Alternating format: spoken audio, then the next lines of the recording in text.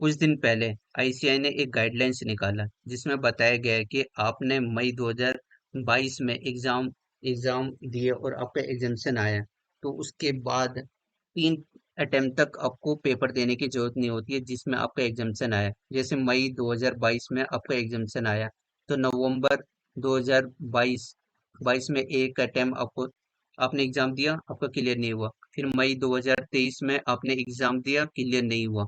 फिर नवंबर 2023 में आपने एग्जाम दिया, क्लियर नहीं हुआ। तो ये क्या हो जाता था कि लैप्स हो जाते थे, फिर आपको सारे पेपर देने होते थे। लेकिन अब इसमें बताया गया है कि आपको एक ऑप्शन और दिया गया है चौथी बार, जिसमें परमानेंट एग्जामिशन के नाम से।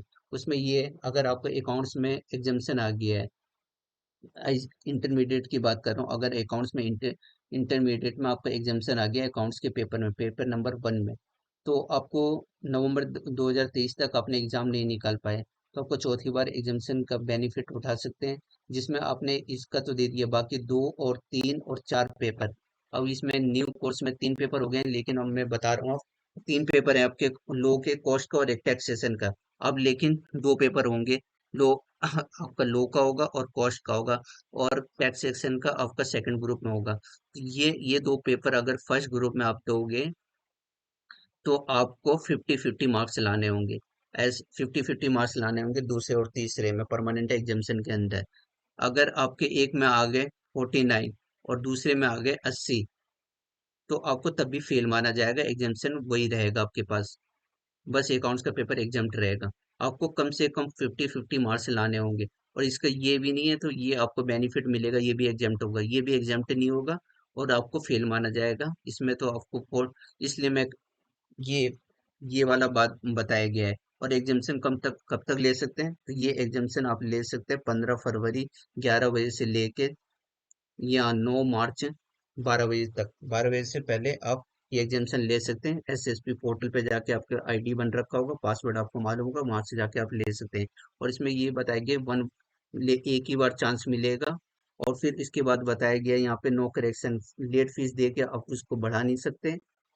फिर उसके बाद ये बताया गया कि अगर लैप्स हो गया तो सरेंडर कर दिया आपने, तो री अपेयर होगा एग्जाम में, आपको फिर से री अपेयर होने पड़ेगा। मतलब आपने कुल मिला के एग्जाम से नहीं लिया, तो फिर से आपको आना ही पड़ेगा इसमें, आपको एग्जाम देना ही पड़ेगा, ये बात कही गई है। फिर 9 पॉइंट में बताया गया है कि जैसे फाइनल के पेपर में ये चौथा पेपर और ये पांचवा पेपर, देखते हैं कौन सा चौथा और पांचवा पेपर कौन सा है।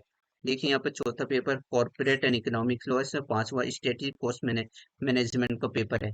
अगर आपका चौथा और पांचवा पेपर में, चौथे और पांचवे पेपर में एग्जामिशन आ गया है, तो आपको self pace module set B और self pace module set A, आपको एग्जाम नहीं देना पड़ेगा, आपका क्लियर माना जाएगा। अभी यहाँ पर आगे 6 पेपर हैं फाइनल में, और 2 सेल्फ वाले पेपर हैं। तो सेल्फ वाले पेपर आपने पहले ही निकाल लिया, तो अब आपको ये पेपर नहीं देने पड़ेंगे, ये 6 पेपर ही देने पड़ेंगे, ये बात कही गई है इसमें।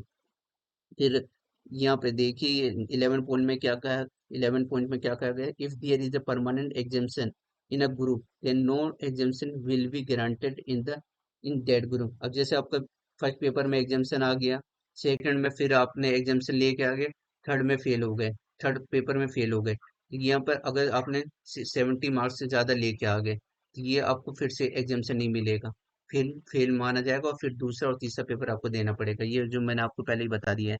और कम से कम 50 मार्क्स एग्रीगेट आने चाहिए, कम से कम 50 मार्क्स जरूरी है पास होने के लिए, ये बताया गया है। और यहाँ पे फाइनल का कोर्स दे रखा है, न्यू में क्या है, एग्जिस्टिंग में क्या था और न्यू में क्या है, ये बताया गया है।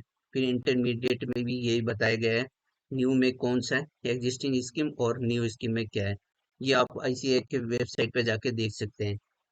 और अगर मेरा मानना है, अगर मैं आपकी जगह होता तो एग्जाम्शन को नहीं लेता। मैं क्यों नहीं लेता, क्योंकि आईसीआई एक पेपर ऐसा बनाता है जिसमें 50 मार्क्स से नीचे ही तक आते हैं, बच्चा कितना भी पढ़ ले 50 मार्क्स तक ही आते हैं, तो इतना चांस क्यों लेना है। एग्जाम्शन आ गया एक बार आपका, तो आपके माइंड में सेट होगा वो पेपर, मतलब आपका अच्छा है और उसमें अच्छे हैं, तो सेकंड बार भी दें तो चांस है आप लेके आ सकते हैं। फिर वो 50 मार्क्स का कोई कंसेप्ट नहीं होगा, 40 मार्क्स में भी आप पास हो सकते हैं। जैसे एक पेपर में आपके 40 आए और बाकी में आपके 60 आ गए, किसी में 55 आ गए, तो ये एग्रीगेट में आपका बेनिफिट देगा। और एग्जामेशन ले लोगे परमानेंट एग्जामेशन, तो वो बेनिफिट नहीं मिल पाएगा। मैं आपकी जगह होता तो परमानेंट एग्जामेशन को नहीं लेता। बाकी आप अपने टीचर से पूछिए, आप अपने आप से पूछिए क्या करना चाहिए जो आपके लिए बेटर है। Thank you. Thank you for watching.